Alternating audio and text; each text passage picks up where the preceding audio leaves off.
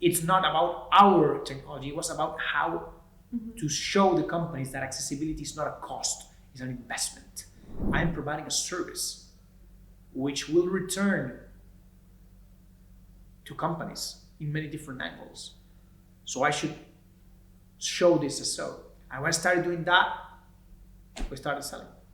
Also, this is an important thing. We are in a moment with a huge plague of people that tell you how to be a million entrepreneur, which are all false, and don't believe them, please. But why am I saying that? Because there's no such thing as a, like a step-by-step kind of thing on how to do a startup. It just doesn't exist. You do it on your own.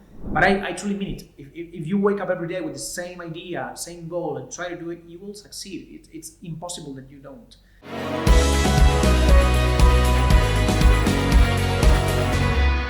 Welcome to Venture Ahead IE University's Entrepreneurship Podcast. My name is Valeria. I'm a BBA student at IE, and I will be your host for this episode. We're very excited to have with us today Mateo Salvatto, who is the CEO and founder of Asteroid technology. Today, he will be helping us in breaking down every step of the entrepreneur journey, specifically in technologies to help people with disabilities. So, Mateo, you have a very interesting story. Thank you. You are a very young entrepreneur, and you started very young in robotics as well. At 17, you won the International Robotics Champion title. And then at 17 also, you founded your company, Asteroid Technology, right? And then you have helped more than 400K people with disabilities around the world. How do you feel about that? Well, first, thank you for having me here. Really glad to be having this chat. Surely. Incredibly glad. As you were saying, I started at 17 with just an idea of trying to build a software that could help my mom's students communicate better, right? They were deaf students. So I was trying to help these kids communicate in at least a bit better. And that was the main idea. Then that became into a company when I realized that I needed to invest on it and have a certain organization and people working on it. And yeah, here we are now. Asteroid is 30 people. We hope 400,000 plus users. And yeah, working with plus 40 companies to make them more accessible. And can you walk us a little bit about can you walk us through your journey in entrepreneurship, Sure. like how you started, maybe if you had a co-founder? Of course.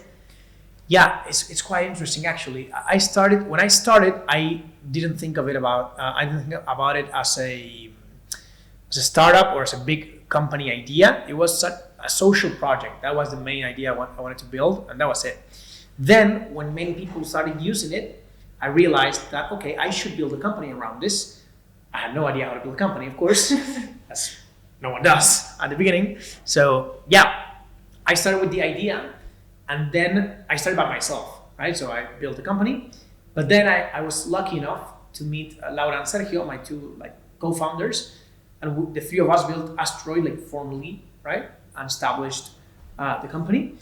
And yeah, started working together, investing on the company. It was entirely bootstrapping. So the three founders, we invested the money in the company. So never got any investors, any kind of financing, nothing at all. Just us three putting our work or jobs money to build the startup. We started hiring people, and yeah, here we are.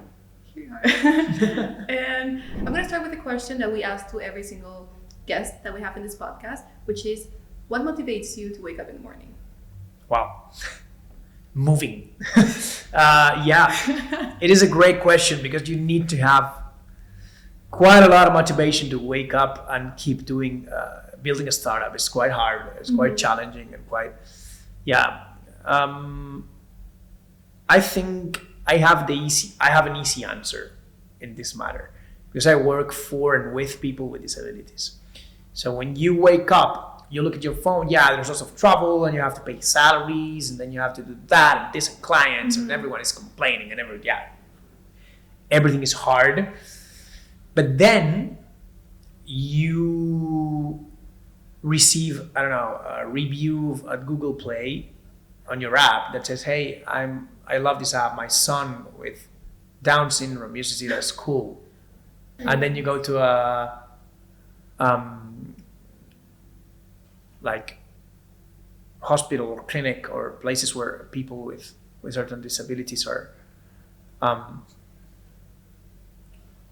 doing certain therapies and stuff. And you see someone with a cerebral palsy use the software you make.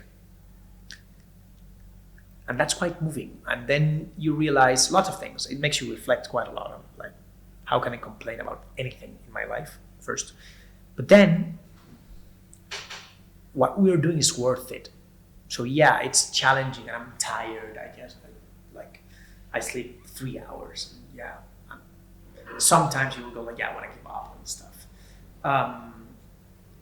But you don't, because you have that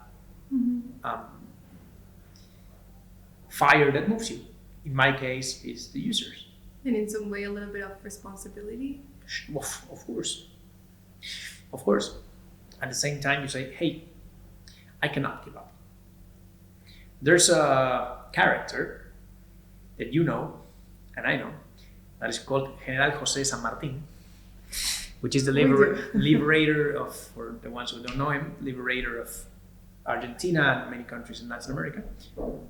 Huge historical figure. And he has a phrase before crossing the Andes to Chile, to liberate Chile. And he says, I will do it in Spanish, puede ser imposible, pero es imprescindible, which means, help me translate it, but it may be impossible, but someone has to do it, right? Yeah, because he was told, yeah, crossing the Andes in a horse and go fight a battle on the other side, it's impossible. Yeah, okay, someone has to do it. And at the same time, yeah, I can complain and I can, be tired, but someone has to work on this. So we cannot give up. Very moving. How difficult was it to create a company in South America? Because you're based in Argentina, right? Like, you're Argentinian yourself. Exactly. Well, quite hard, actually. I think I always try to see the glass half full, right? But it was challenging and it was helpful in many different ways. But mostly, if I had to choose like a main point for both things, I would go in terms of challenge, of course, like being able to get financing or investment in Argentina is quite hard, right? In Latin America, but mostly in Argentina because of the economic situation and stuff, it's quite difficult. But then, so that was a huge challenge. And of course, I work in accessibility, which in the European Union and the United States, there are lots of regulations that force companies or drive companies into investing into accessibility, but not in Latin. Well, Brazil has some of those, Colombia has some of those, Chile also, but it's not something as established, right? So yeah, it was quite challenging to get funds. Well, we never got funds, but to fund the company. And then to like all this cultural differences or cultural effort we had to make to have companies be interested in investing on accessibility. And then the good thing is that I think Latin Americans, we are used to surfing tsunamis every single day. That's very so true. You are a South American yourself, so you know that. I understand. But exactly. But I think we are built to be entrepreneurs. That's why LATAM has so many unicorns or unsuccessful entrepreneurs worldwide. I think because we're so used to solving problems, to not frustrating for almost anything and just keep working until it's done and find every single possible solution with the things at hand. And I think that's what makes us really good entrepreneurs. I'm talking about myself, of course. I'm talking about all the great entrepreneurs from my country. We have 11 unicorns. Argentina is amazing in terms of entrepreneurship. And that shows you the key of LATAM. Argentina is a country, economically speaking, a disaster. But then you have 11 unicorns. It's a country per capita with the most unicorns in LATAM, right? So you go, how does this work? Like, how do they have this economy and then export all this technology, startups, unicorns, and stuff? That's your personality. Probably. Latin Americans. And If I'm not wrong, you work with the government as well? Too, yeah. Well, not personally. Our Okay. service is provided also to the government in Argentina. How did you achieve that, for example? How did you manage to grow your business in Latin America? Well, yeah, it was quite hard actually because as I was saying, yeah, like culturally investing in accessibility is not as frequent, and also our business model is quite disruptive in terms of it's not really something that you have something to compare to or to benchmark. It's really quite different. So we use our software and adapt it to the physical operations of our clients. So you go to the Santander Bank, for example, and you have a QR code from Háblalo. If you have a disability in your communication, you just scan and communicate through our software, tailor-made for the bank, right? So that didn't exist. So we were just building the technology and the business model and the culture behind that. So it was quite hard, but at the same time, well, I just mentioned Santander, which is our biggest partner and the first big company that trusted the service. But then you have, I don't know, we work with Disney, we work with Nespresso, Samsung, Burger King. We work with many companies. And starting in Argentina, then of course it started to spread and the word started to pass to other Latin American countries. And yeah, we're starting in Mexico now, Chile, Uruguay, and yeah, focusing a lot on Europe too. So what are the next steps for Asteroid and for you? Right. So the main big thing that we're working on right now is the European scalability. Because as I was saying, Europe not only has lots of regulation, but is having new regulations on accessibility that of course benefits companies like ours. So yeah, we're working on establishing, well, we are already established in Madrid, but focusing on the entirety of the union and providing the service. We have one official first client in Spain. I can't talk about it yet, but it's already done. So we're technically operating here. You're here Yes, now. exactly. Congratulations. Thank you. And to finish, you said during an interview que, I'm going to say in Spanish, no tienes que ser un genio para ser un innovador, sino tienes que ser ingenioso, which translates to English, you don't have to be a genius to be an innovator, rather ingenious. What do you mean by that? Well, I think it's absolutely connected with what we discussed about Latin America before. Because I grew up, well, I don't want to talk for you, but most of Latin Americans grow up believing and being taught that in their countries there's nothing else to seek, right? So it's like a lost cause. And if you want to succeed mostly in technology, you have to go to Silicon Valley, to Europe, to any other place, but not here, right? That's what you're told when growing up, which is another branch of the conversation, which it's for another conversation of an hour, right? We have an hour discussing that, but really absolutely non-strategic for a region, because people like young people like us, they all want to leave the countries, leave Latin America, which is a huge problem for us. But yeah, what I meant by that is, hey, we did it with no money, no funding, no Silicon Valley establishment. So you bootstrap basically. Nothing. So if we did it with what was at hand and not NASA's technology, we did it with free technology available. Anyone can do that. And at the end, everyone thinks that to be a huge innovator in technology or innovate or change the world, you have to be Elon Musk and have billions and billions of Forbes and stuff. But at the end, no. You can also change the world, help people, make a difference just with the tools at hand. And I think Latin American entrepreneurship is just a proof of that.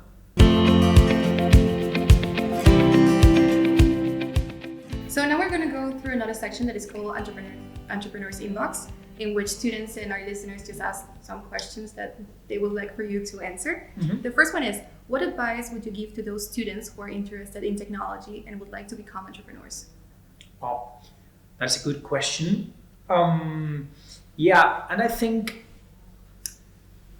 practically speaking, tools and strategies and stuff, I think everything to be said is already said. I don't think I will add any value on what you should do. Also, this is an important thing. We are in a moment with a huge plague of people that tell you how to be a million entrepreneur, which are all false, and don't believe them, please. But why am I saying that? Because there's no such thing as a, like a step-by-step kind of thing on how to do a startup. It just doesn't exist. Like, you do it on your own.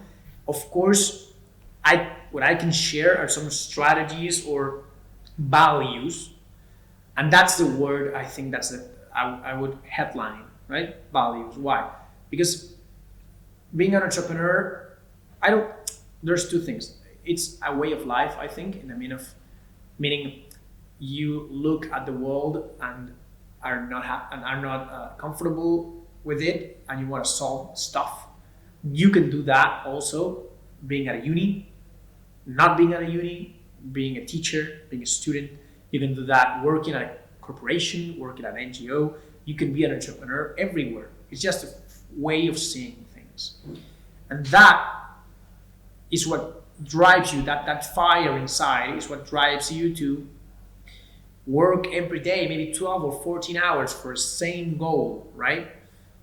And that you only can do if you have certain values that you respect and follow.